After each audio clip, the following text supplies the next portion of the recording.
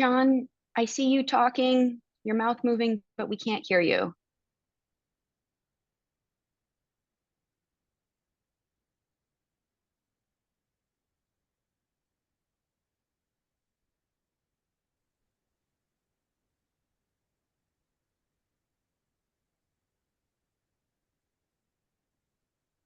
Still, I'm not hearing you.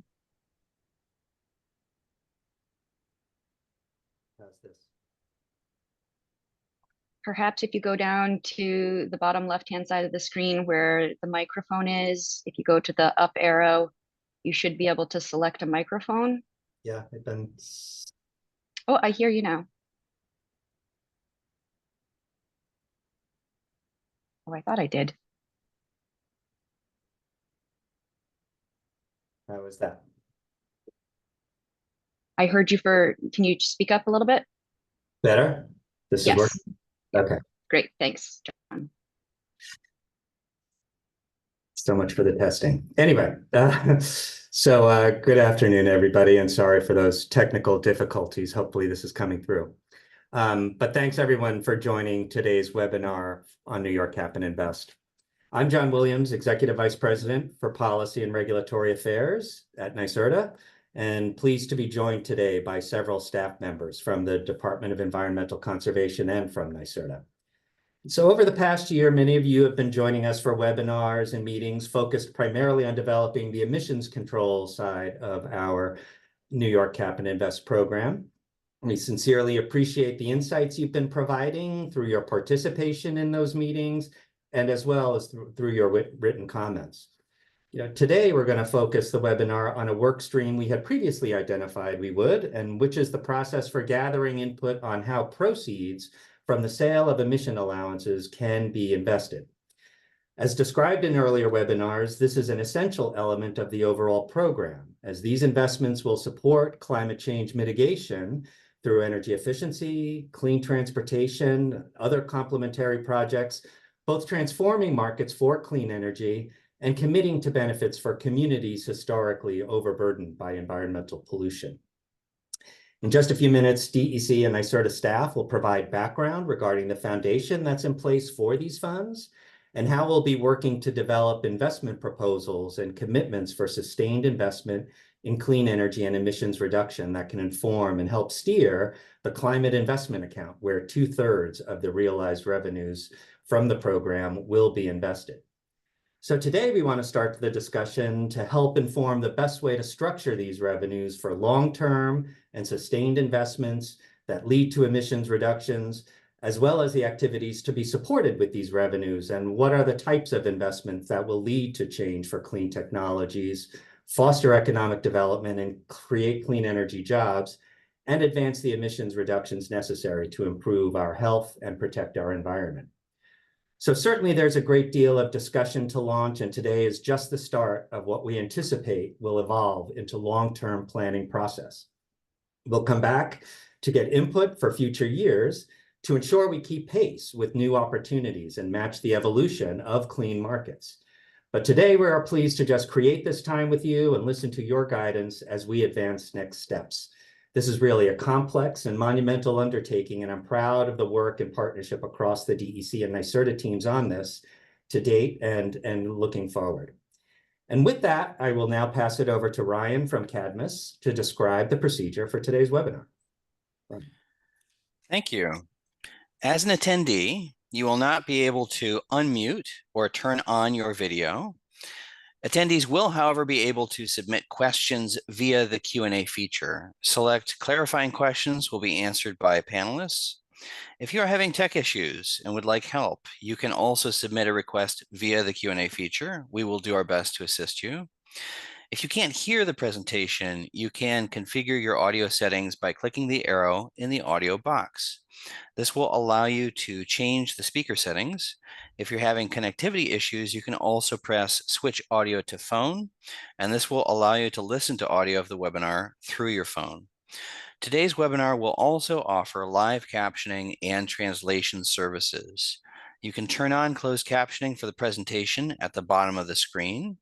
You can also change the language of the captions by changing the translation to setting. Finally, this webinar is being recorded, and the webinar recording will be posted on the New York State website at capandinvest.ny.gov. I'll now turn it over to Sarah Osgood, Vice President for Government and Regulatory Affairs at NYSERDA. Thank you, Ryan. And thank you especially to all of those who are joining us here today. We're excited to kick off this important phase of the NICI program development, which, as John mentioned, is focused on how proceeds from the climate investment account will be invested.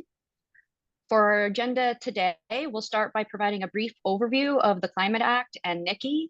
We'll then spend most of our time discussing the use of proceeds, including the structure established by the law, early input we've heard from stakeholders, and a draft proposal for how and in what areas NICI will invest proceeds. We'll then take a short break before entering into a question and answer session. And we'll close with a walkthrough of how to submit your comments.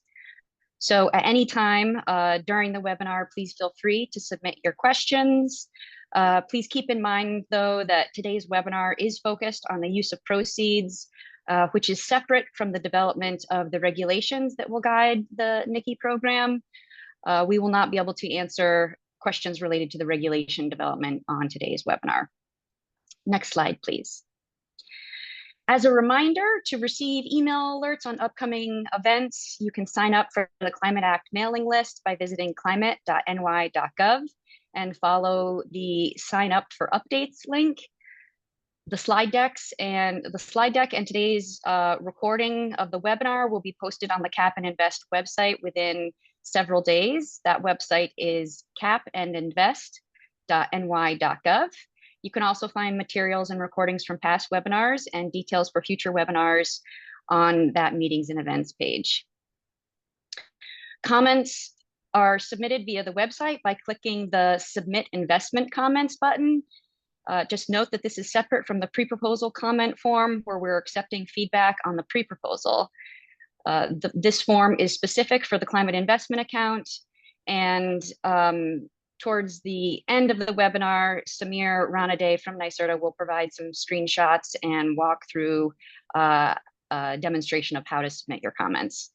And if you have any questions on how to comment, feel free to enter them into the Q&A and we will answer them at the end of the presentation. Next slide, thank you. So I'll now turn it over to Jessica Fowler from DEC for the first part of our agenda, which is a brief overview and reiteration of the requirements of the Climate Act. Jessica? Thanks, Sarah. Good afternoon, everyone. I'm Jessica Fowler, a climate policy analyst here at DEC's Office of Climate Change.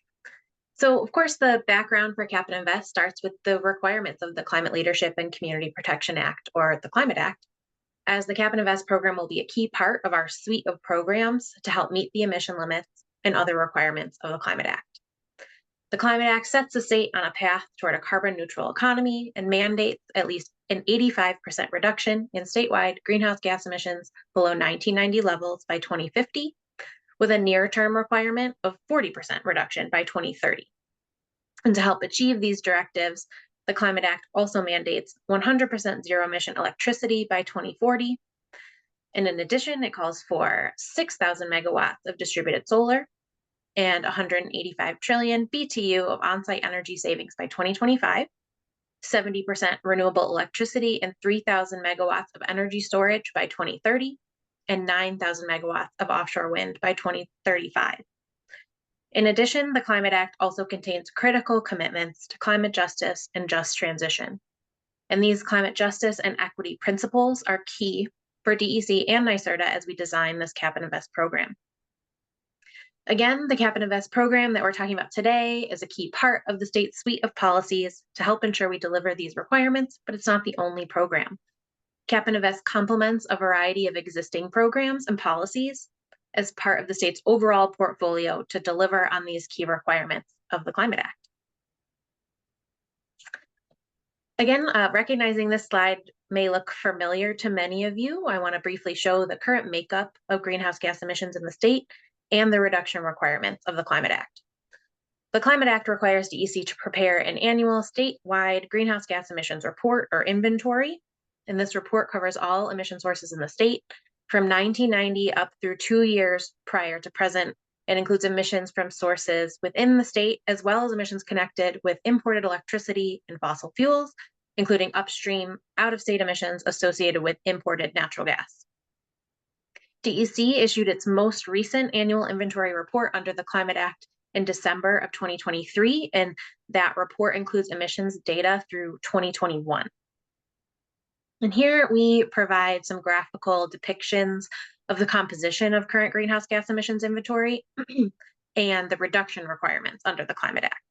So in the graph on the left, the sectors and their relative contribution to the statewide emissions are highlighted in the inner ring, while the individual components of those sectors and their relative contributions are identified in the outer ring.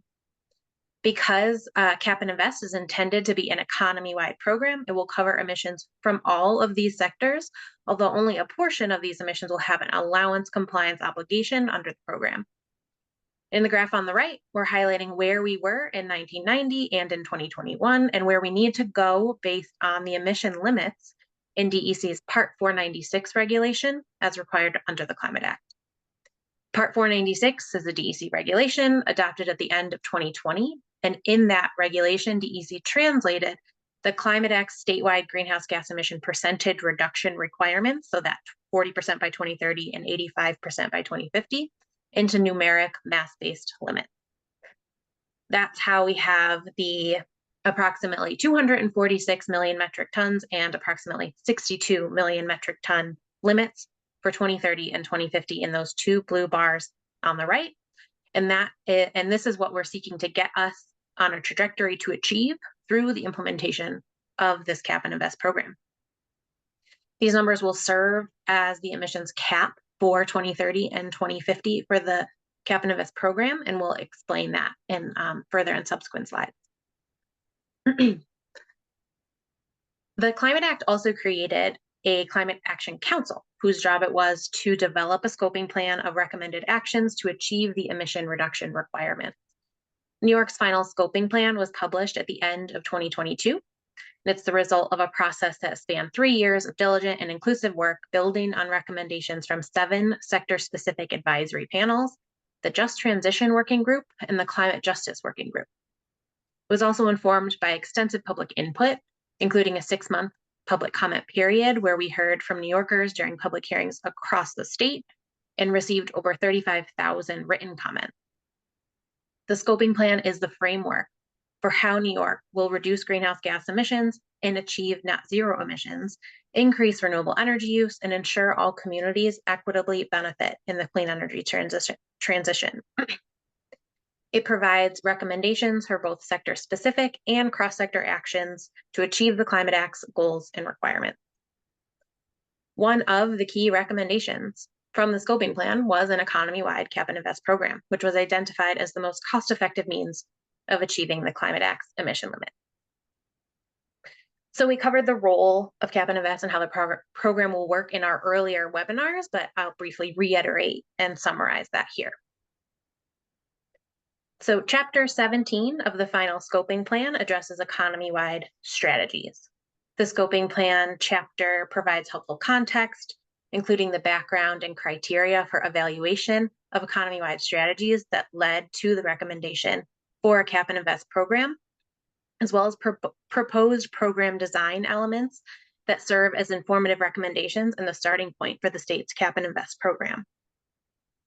Consistent with these recommendations from the scoping plan, Governor Hochul announced the development of an economy-wide Cap and Invest program in her 2023 State of the State address and directed DEC and NYSERDA to establish the program. Last year's state budget advanced the program further, including through the creation of the financial foundation required to support the economy-wide Cap and Invest program.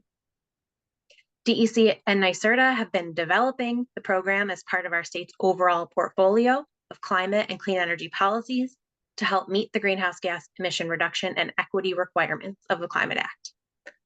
The pre-proposal outline the agencies released at the end of the year provides the framework of a Cap and Invest program. So we have a summary slide here, a summary depiction of how the Cap and Invest program will work. First, the program will set a limit, which is the cap. on the annual amount of greenhouse gas emissions emitted in the state. Each year, this emissions cap will decline to reduce greenhouse gas emissions overall and help ensure that, together with other complementary programs, the state is on a trajectory to achieve the statewide greenhouse gas emission limits. Second, a key feature of the program will be the legally enforceable regulatory requirement for large sources of greenhouse gas emissions to purchase or obtain emission compliance instruments, principally allowances, for each ton of greenhouse gas emissions associated with their activities. In order to comply with the regulatory program, at the end of the relevant time period, obligated sources will have to provide to DEC emission allowances in a quantity to cover their associated emissions. Emission allowances that are provided to DEC for compliance purposes are permanently retired, meaning they can never again be utilized by a source to cover a ton of emissions.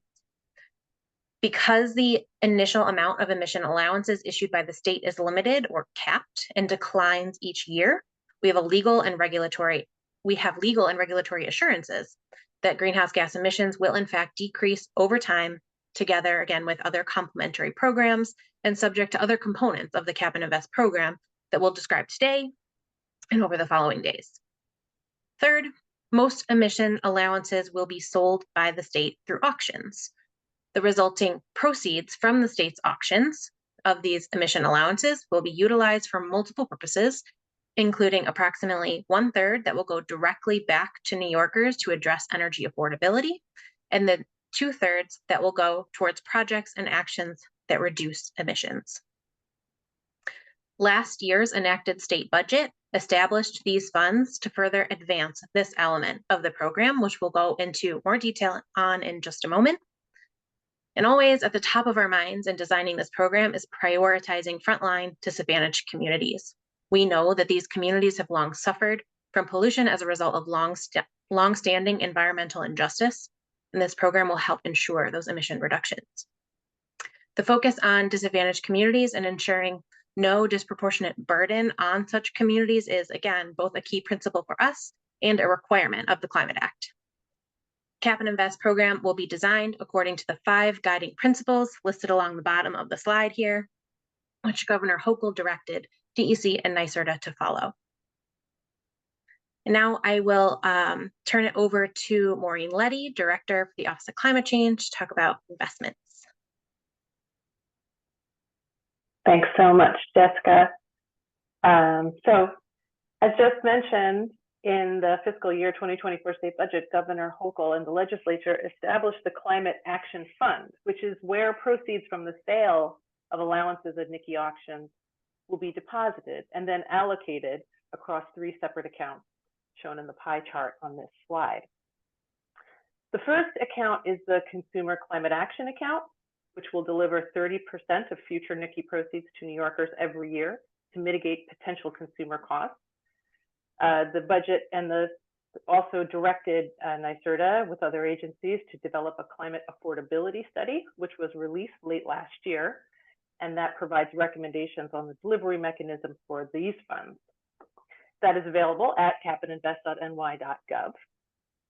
There is also an industrial small business climate account, which will direct 3% of future NYSERDA proceeds to support energy affordability for industrial small businesses in New York. And then the remaining 67% of future NYSERDA proceeds will fund a climate investment account, and that is the focus of today's webinar. Next slide, please.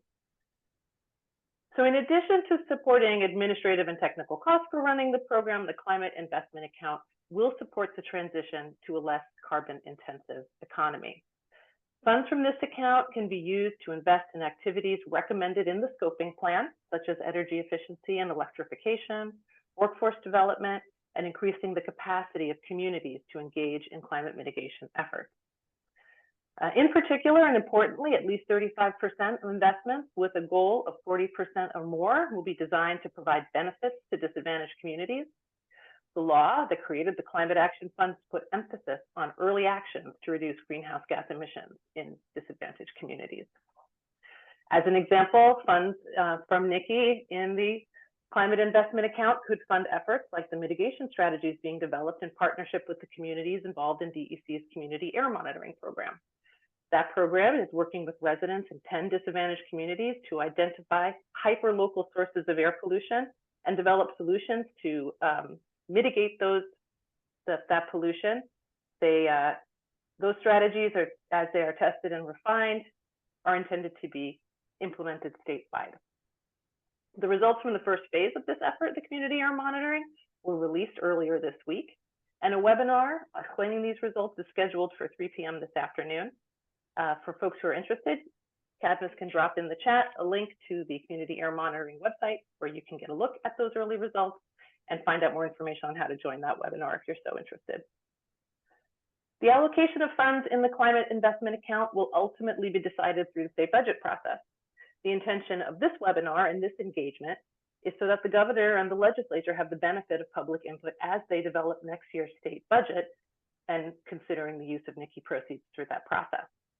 As is mentioned before, and we'll mention it again, this is separate from the development of the regulations that will guide the NICI program. The regulations will not include considerations for use of proceeds. That will be handled through the executive budget process. Next slide, please. So we've laid out our process for seeking public input on the use of NICI proceeds under the climate investment account. And today we'll share a draft framework for the investments and start this comment intake to collect initial public input on the use of proceeds, always with emphasis on the way to benefit DACs and provide early action in disadvantaged communities. State agencies will assess the input received through this process and develop investment proposals, which will be considered for inclusion in the governor's executive budget proposal early next year. NICI funds are best managed through a planning process with a multi-year time horizon, and there will be future opportunities to provide input on the use of proceeds in the climate investment accounts as the program evolves over the years. Next slide, please. So now we're kicking off a dedicated process to gather public input on funds for the climate investment account, but we have heard from New Yorkers already with their thoughts on this topic already. As part of our extensive pre-proposal outreach on development of the NICI regulations, since we've been undertaking since 2023, we've received thousands of comments that touched on the use of proceeds and how to consider equity and affordability in the program.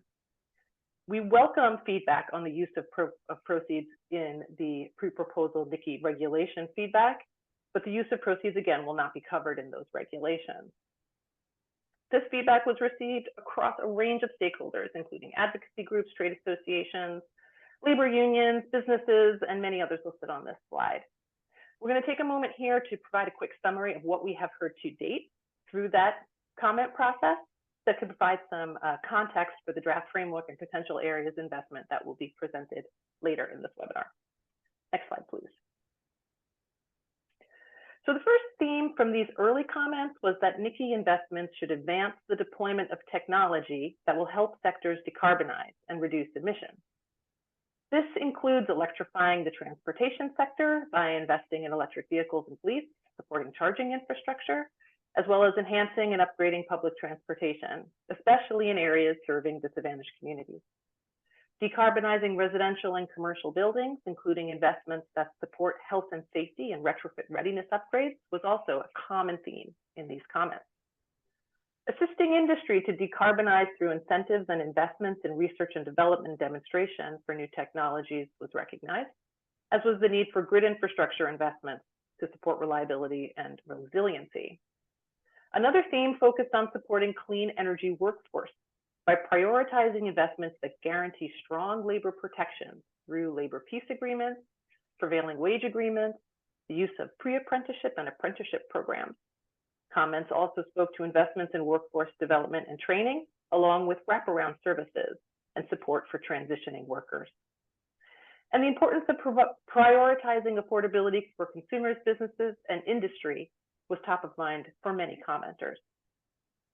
Next slide, please. Many comments we received spoke about challenges faced by members of disadvantaged communities and offered suggestions for how NICI funds could be invested to provide benefits that address these challenges. Specific challenges that commenters highlighted include air quality impacts and direct impacts from public health related to poor air quality. They noted residents in disadvantaged communities are particularly vulnerable to increases in energy costs and related expenses. and they spoke to structural and functional barriers that members of disadvantaged communities face when pursuing energy upgrades. Examples of these include difficulty accessing capital, split incentives between renters, health and safety improvements that are needed in housing before weatherization or electrification projects should proceed. In response to these challenges, commenters had suggestions that NYSERDA proceeds could be invested to support energy affordability programs, to offer targeted funding in disadvantaged communities for clean energy deployment in buildings, transportation, and renewable energy, and to support accelerated workforce development training in disadvantaged communities. Now that sums up the comments that we have received so far. And now I'd like to hand it over to Vanessa Ulmer, Assistant Director for Policy Development at NYSERDA, to present the draft framework and associated areas for investment. Vanessa? Thanks so much, Maureen, and good afternoon, everyone. So my name is Vanessa Ulmer, and I lead NYSERDA's policy development team. I'm really pleased to walk through a draft proposal this afternoon, which DEC and NYSERDA staff have developed to guide the use of future Cap and Invest, or NYSE proceeds, from the climate investment account. Now, this proposal, as you've heard, is directly informed by New York State's scoping plan, and in turn by all of the meaningful stakeholder engagement that went into the development of the scoping plan. Specific to NYSE, we also appreciate the initial comments on the use of proceeds that Maureen just spoke to, and we sincerely invite additional public input on this topic. Next slide, please. Oh, nope, here we are. The draft proposal being shared today also is designed to be consistent with the 5 core principles that Governor set forth for the Cap and Invest program, which my colleagues also spoke to. Given the alignment, I'm going to briefly review these principles once more. So the first guiding principle is affordability, crafting a program that delivers money back to New Yorkers to ensure energy affordability. The second is climate leadership, as the program will be designed with the capacity to link with other current or future programs to further catalyze a nationwide movement toward carbon pricing, which can lower the overall cost of the clean energy transition. Third principle is creating jobs and preserving competitiveness, investing in industries that will create tens of thousands of good-paying, family-sustaining jobs. Again, emphasizing the guiding principle of investing in disadvantaged communities and prioritizing benefits to frontline disadvantaged communities in our state. And finally, a key focus is funding a sustainable future. As we're discussing today, the Climate Investment Account will direct 2/3 of future Cap and Invest proceeds to support the transition to a less carbon-intensive economy. Next slide, please. So consistent with these guiding principles, DEC and NYSERDA have developed a draft investment framework. The framework outlines a set of guiding priorities for how the proceeds from the climate investment account will be invested. The investment framework in turn identifies how the state, with feedback from the public, will identify areas for NYSE investments. So these areas may be sectors of the economy which directly contribute to emissions reductions.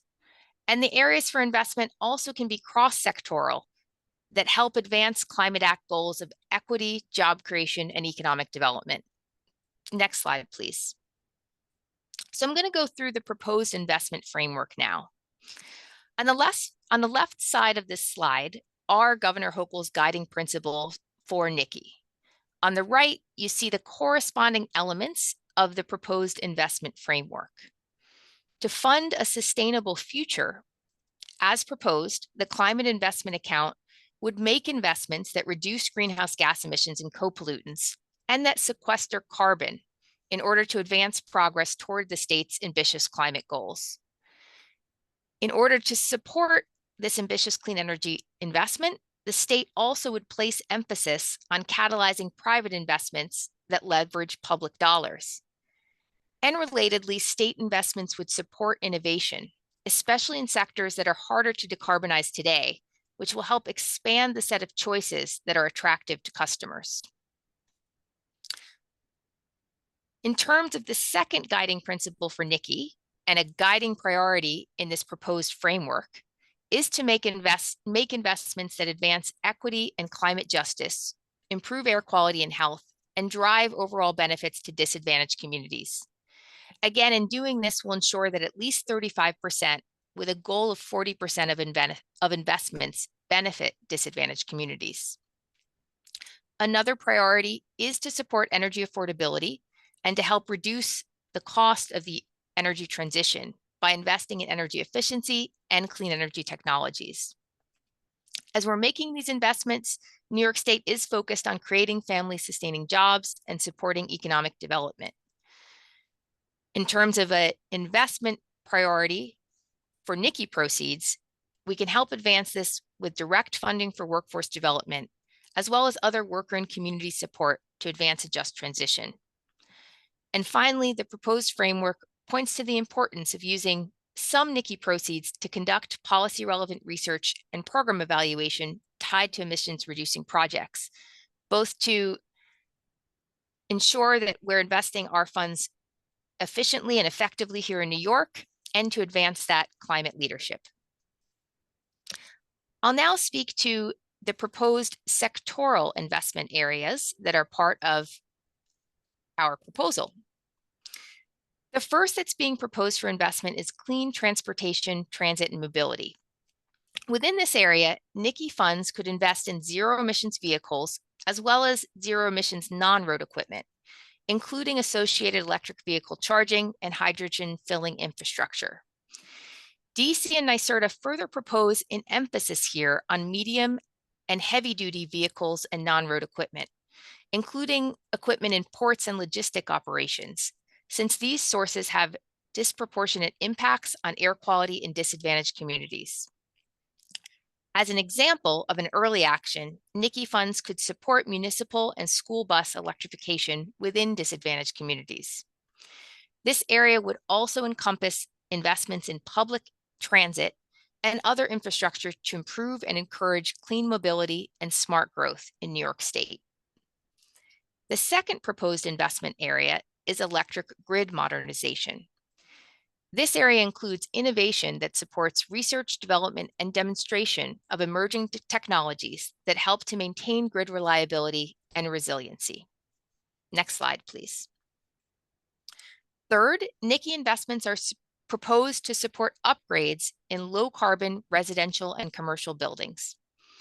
This is envisioned to include funding for modernizing safe, healthy, and affordable housing through investments in weatherization, heat pumps, energy-related health and safety upgrades, and again, with that special emphasis in public and affordable housing. This also includes support for electrification and thermal efficiency upgrades in commercial and public or institutional buildings, with an emphasis on buildings located in disadvantaged communities. The fourth sectoral area proposed for NYSERDA investments is low-carbon industry. Here, NYSERDA funds could help demonstrate replicable models for industrial decarbonization through energy efficiency, electrification, and alternative fuels and feedstocks, while delivering benefits to surrounding disadvantaged communities. Next slide, please. Oh, just one moment. Agriculture and forestry is the fifth sectoral area proposed for investment. This area includes investments to help sequester carbon. NYSERDA could fund things like open space, planting trees, and restoring wetlands. This area could also include climate investments to support agricultural lands and sustainable agricultural practices, such as by providing funds to historically underrepresented farmers to help them adopt improved soil and nutrient management practices. And then the sixth proposed sectoral investment area is waste. Here, NYSERDA funds could be directed toward benefits for disadvantaged communities by funding expanded organics recycling areas in disadvantaged communities. This area also would cover gas capture and monitoring at landfills, actions to reduce fugitive methane at landfills and waste treatment facilities, and improved refrigerant disposal. Next slide, please. DC and NYSERDA staff also propose 3 cross-sectoral areas that the climate investment account could invest in. These cross-sectoral areas enable emissions reduction across the sectors that we just discussed and also help advance the equity and economic development goals of NICI and the Climate Act. The first of these areas is investing in workforce development and a just transition. Here, the Office of Just Energy Transition within the state's Department of Labor is expected to play a key role in coordinating such investments. The investments could include direct funding and financial incentives toward workforce development and training programs. They also could fund support for a just transition for new and existing energy workers and for entire affected communities. The second cross-sectoral investment area is focused on supporting economic development, including a focus on growing in-state manufacturing and supply chains and developing innovation ecosystems for clean technology industries. Regional and local economic development authorities, including regional economic development councils, could help inform investments in this area by identifying sites in disadvantaged communities and other areas with strong potential for revitalization. This brings us to the final investment area that's being proposed. Community decision-making and stakeholder input is an area of emphasis for both the Climate Act and Scoping Plan and the investment of NICI proceeds that we're focused on here today. The Climate Investment Account could allocate dedicated funding for emissions-reducing projects that meet local needs in disadvantaged communities, where the specific projects are identified through community decision-making and input. These community-directed projects are envisioned to complement and leverage other NICI investment areas and to be paired with capacity-building support. To sum up, DC and NYSERDA staff developed a draft framework and draft investment areas to guide how future NICI proceeds can be directed to support the equitable transition to a low-carbon economy. We now sincerely look forward to your input. I now will pass the baton to my colleague, Samir Ranade, to tee up some specific questions where we'd benefit from your input and public comment. Samir. Thank you, Vanessa, and good afternoon, everybody. I'm Samir Ranade, Senior Advisor for Climate Justice at NYSERDA, and I'm excited to invite you to submit feedback on the Climate Investment Account and what we shared today. As a reminder, the focus of our discussion today is input on the use of NICI proceeds from the Climate Investment Account, which is separate from the development of regulations. DEC and NYSERDA still welcome feedback on the regulation development through the established channels for submitting your thoughts and ideas on that aspect of the program. Your comments are welcome on any aspect of the investments. We've identified on this slide 4 core topics in particular where we're looking for your feedback.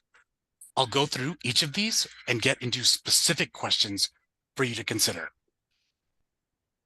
So the first topic is around the investment framework that Vanessa presented. We're interested in whether you have any feedback to share on this draft to refine how we guide the use of proceeds from the Climate Investment Account. The next topic for input is the investment areas, which are those sectoral and cross-sectoral areas that Vanessa explained. We'd like to know which of these you see as most critical for the Climate Investment Account to fund. And when responding to this question, please consider addressing the following. How might you rank the proposed investment areas? What factors should inform how the state thinks about prioritizing the investment areas? Are there investment areas that New York State should consider that, while already addressed via regulation or other mechanisms, would still benefit from NICI-funded investments to ensure or accelerate achievement or to secure other benefits? Third, we would like to hear from you on what types of interventions should receive NICI investments. Some questions that would be helpful to hear from you on are: what funding needs do you see existing today that seem appropriate for NICI? How should New York State consider costs relative to associated impacts and benefits? For example, should New York State orient investments towards lower cost opportunities that produce faster emission reductions, or more difficult and or expensive areas where emission reductions might otherwise not be achieved or achieved more slowly? How should New York State balance funding for mass deployment of market-ready clean energy technologies versus innovation to address the costs, feasibility, and access barriers for emerging solutions? And as we've indicated earlier in this webinar, this is just the first step in an ongoing planning process for these investments. So if you have feedback on how we should approach this process, we'd like to hear it. Some questions to consider offering feedback on: what kind of structures and processes should New York State employ to ensure stakeholder participation in the effective investment of these funds? What kind of structures and processes should New York State employ to offer increased certainty to market actors and program administrators? Finally, as we've discussed today, the scoping plan and legislative direction for the use of NICI proceeds places particular emphasis on community decision-making and stakeholder input for investments that prioritize disadvantaged communities. This includes early action to reduce greenhouse gas emissions and co-pollutants in them. For community-directed investments in disadvantaged communities specifically, DEC and NYSERDA are interested to hear from you on what is the appropriate scale that enables a critical mass of funding and adequate administrative efficiency to effectively spend these proceeds. And that wraps up this section. I'll now turn things over to my colleague, Sarah Osgood. Thank you, Samir. We have been receiving your questions throughout the webinar, but as stated at the beginning, we will take a very short break and return in about 3 minutes. So on my clock, I have that as 2:18 for a question and answer session. Please continue to enter your questions into the Q&A feature, and we'll do our best to answer as many questions as we can when we come back. See you shortly.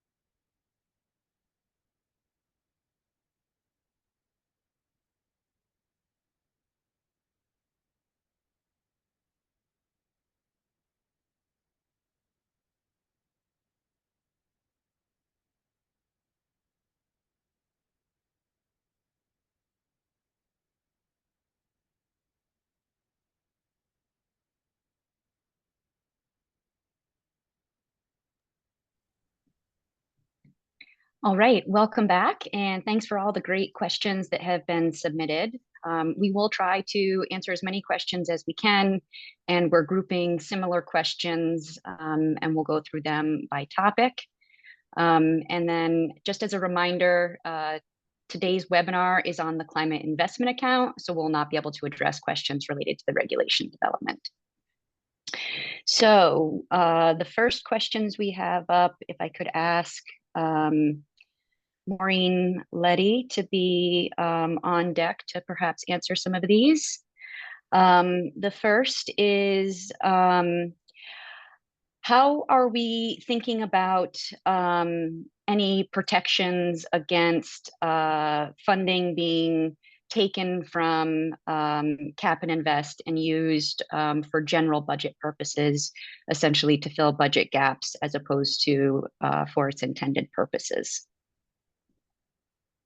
Thanks. Sure. So the law that established the 3 accounts for NYSERDA revenues to flow into has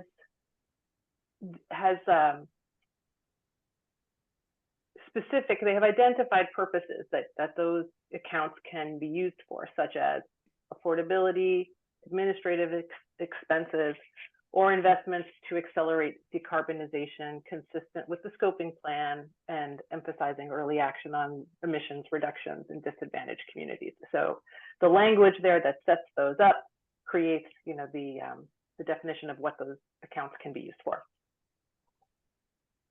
Thank you, Maureen. While the use of proceeds will be covered in the budget, is the allocation between the consumer account and the climate action account set in NYSERDA regulations, or is that also subject to the budget process? So it is in law. It is not in regulation. There is law on the book that sets up that division of the proceeds from NYSERDA, 30% to the consumer climate action account, which is the affordability account, 3% to industrial small business, and 67% to climate investment account, which is what we will invest in emissions reducing technologies and programs. So note that the appropriations for the affordability study will guide decisions related to how the consumer climate action account will distribute funds, and the budget process will decide how the climate investment account will distribute funds. So it's all handled in law. It's not at all covered in the regulations. So this is what we want to hear is the public's thoughts on the climate investment account. All right, thank you for that, Maureen. And we've received a number of questions wondering the level of revenue that we're anticipating NYSERDA would generate. Can you speak to that, please? The amount of revenue projected to be generated by NYSERDA allowance auctions will depend on a variety of factors and decisions that will show up in the regulatory proposals. There's design elements there that we'll be able to provide more certainty around that, but those are not the draft regulations and accompanying analysis, including those kind of revenue projections, are planned to be released later this year. Great, thank you, Maureen. I think that's it for questions for you for the moment. And if I could ask Vanessa Ulmer, I think we've got a question or two that you might be best poised to answer. Sure. The first one I have is a concern about, they're stating that there's a concern of the Cap and Invest program that disadvantaged communities would continue to experience poor air quality as a result of obligated entities purchasing allowances for what the pollutants that they produce. And they're asking specifically, how will investment decisions be made to counter this? And how are we thinking about the requirement of 35 to 45% of investments benefiting disadvantaged communities? Will the disadvantaged communities themselves be given priority to ensure that air quality issues are addressed? Thanks for the question. So folks may have joined earlier webinars, which went through some pre-proposal modeling for the Cap and Invest program, which did show substantial benefits across the board for New Yorkers from this program, and also indicated that disadvantaged communities benefit even more than the average New Yorker under the pre-proposal modeling. Still, definitely understand and appreciate the spirit of this question, and I just want to re-emphasize that the state is committed to extending the benefits from NICI through the investments from the climate investment account. So this does include focusing investment in those areas that are burdened by air pollution in order to provide health benefits to the most burdened communities, and also engaging in community-based investment planning, which aims to reflect local priorities. These are the types of measures that DEC and NYSERDA staff have put forward in our proposal and discussed in this webinar. As Jessica Fowler noted in her introductory remarks, the state also is committed to both the principle and the legal requirement to provide at least 35% with a goal of 40% or more of the benefits of the investments from this account to disadvantaged communities. So we definitely welcome and encourage additional feedback on ways to really maximize the benefits to disadvantaged communities from NICI. Thanks, Vanessa. We're also receiving a number of questions about not just the level of revenues that will be generated, but the timing of revenue generation, asking if they would be, kind of in what time frame are we anticipating that revenues would be available to put to use here? Sure. Could you address that? Absolutely. So NICI's timeline, its launch timeline, will be established by rules that are established to adopt the program. And DEC and NYSERDA will publish a draft of those rules later this year. With respect to this question, we do envision appropriations and spending of NICI proceeds to begin in the next fiscal year, which starts April 2025 and runs through March 2026. So that's one reason that we're eager for input now. And then just want to underscore, we do see this as a long-term process of coming back for input in future years for future budget cycles as well. Excellent. We've also received a number of suggestions regarding area for expenditures, including resilience, flood risk mitigation, thermal energy networks, others. How are the agencies thinking about those as eligible recipients of funds? Yeah, thanks. We really welcome feedback on investment categories that we should consider, or these type of initiatives that we consider. So I'd really like to encourage folks to provide that feedback in the upcoming public comment process.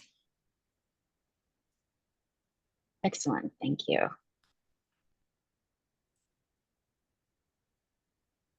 Give me a moment to see about additional questions here.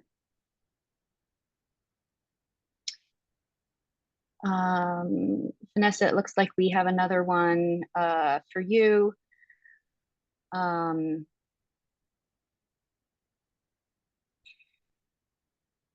When thinking about how funds are prioritized, there's a comment that structuring them as reimbursements could be a significant barrier. And the question related to this is asking if any of the NICI investments might be provided as an upfront payment, where it's a little bit easier for a consumer to kind of take advantage of that. Or are we thinking that these will be more the type of investments that are reimbursement based? Yeah, thanks, Sarah. So I think this is a great area that, in addition to feedback on areas to invest and spend the future NICI proceeds, we'd also welcome feedback on delivery mechanisms for the use of those proceeds. More generally, kind of across a range of existing programs that New York State administers now, the state does use a variety of delivery mechanisms in order to best recognize the unique characteristics of different beneficiaries of that funding and state goals. So there definitely are instances where funding is provided upfront to entities that are investing in clean energy, and then also instances where incentives are delivered after installation. So we'd really like to hear from folks on what delivery mechanism is best fit to purpose for different objectives and goals. Excellent. Can you speak to what entities would be eligible to receive these investments? Are we thinking it's just municipalities, local groups representing disadvantaged communities, including community benefit organizations? Does it vary by sector? How are we thinking about this? Is that one also for me, Sarah? Yes, sorry, Vanessa. Yeah, no problem. At the risk of feeling a little bit redundant here, we would welcome input on that. Again, there's a range of kind of precedent for delivering clean energy funding across various types of entities as kind of posed in the question. So we'd really like to kind of include that in your feedback, please. All right. Thank you, Vanessa. I think that covers the questions for you for the moment. And we've got a couple that seem appropriate for Samir, if Samir could be prepared to answer these. Yep. Thanks, Samir. Will there be future in-person interactive technical conferences? So, yeah, I mean, part of what we're seeking feedback on is how we can best engage with you to, get the feedback on the use of proceeds. So, please feel free to share your ideas. Today's webinar is really just the start of the outreach and that we'll be conducting on the use of proceeds. So to stay up to date on future opportunities to share feedback, really encourage you to sign up for email updates by visiting climate.ny.gov. Excellent. And then another question, which some of these questions might have not come in necessarily after you presented. I think you may have hit on this in your presentation, but are the proposed investment areas listed in an order of priority? Yeah, that's a great question. Not necessarily, because we're eager to hear your input on that. And, among the topics that we'd like to hear your feedback on is how the state should be prioritizing NIKI funds within those proposed investment areas. So it's definitely not, they weren't shown in priority. All right, thank you. Let me see what other questions we've got. Bear with me a moment, please.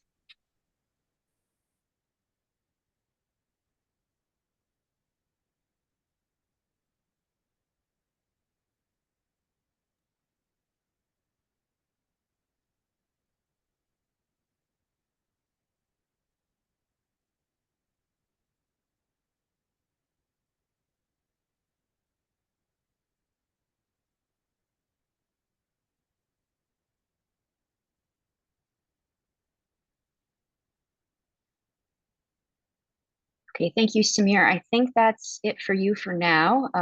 Maureen, it looks like we might have another one for you here. How will specific initiatives be selected for investments after getting this public feedback?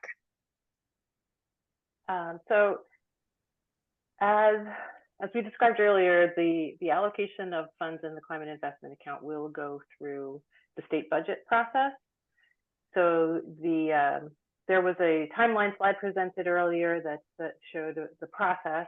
So we are at the point now of, we developed sort of a draft framework based upon the feedback received to date, the scoping plan, and what the law that creates the Climate Action Fund structure.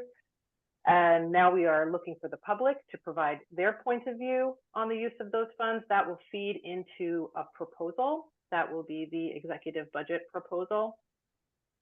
which is typically announced in January, and then it goes through a process of negotiation with the legislature and is finalized typically in April. So the information, all that information will build to a proposal that will then be part of the governor's executive budget in January. And then the decisions ultimately belong to the governor and the legislature in terms of which specific investments proceed into the final budget. Great, thank you, Maureen.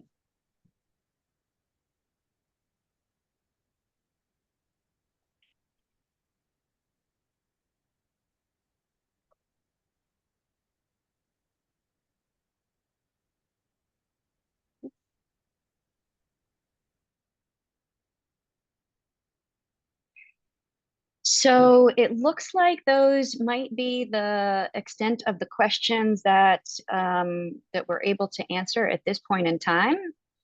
And so with that, I will hand it over to Samir Ranade to close us out with instructions for submitting comments. Great, thank you, Sarah. So this brings us to the end of what we wanted to present here today. And on behalf of the NYSERDA team, I would like to thank you again for attending today's webinar. This was our public webinar focused on the use of NYSERDA proceeds from the Climate Investment Account. This event builds on the series of 10 webinars and 2 roundtables held since June of 2023 to outline potential elements of New York's Cap and Invest program and identify specific areas where stakeholder feedback would be especially valuable.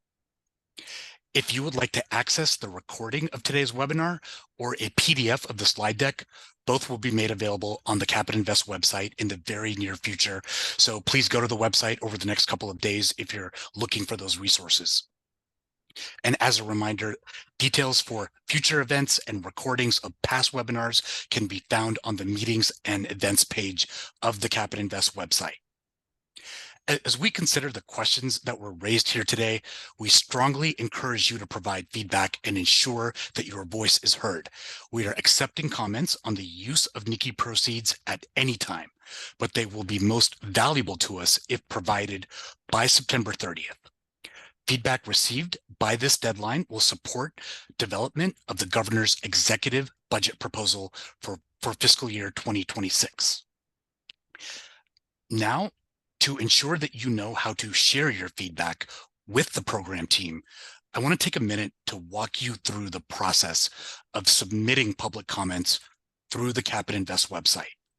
And some of you may be familiar with the process to submit comments on regulations through the pre-proposal process. You can continue to submit that feedback through the link that says Submit Rule Comments. However, we've set up a separate form specifically to collect your feedback on the Climate Investment Account. So that's what I'd like to turn your attention to now. Here are screenshots of the Cap and Invest website. To submit comments for consideration, please click on the use of proceeds at the top of the page. There, you will find information on the NYSERDA proceeds accounts, and about halfway down the page is the Submit Investment Comments button. And also on this page is a PDF template that contains the specific questions that we've shared today, and that might help you organize your feedback. The Submit Investments Comments button will direct you to the comment platform where you can directly enter your comments or upload attachments that contain your comments.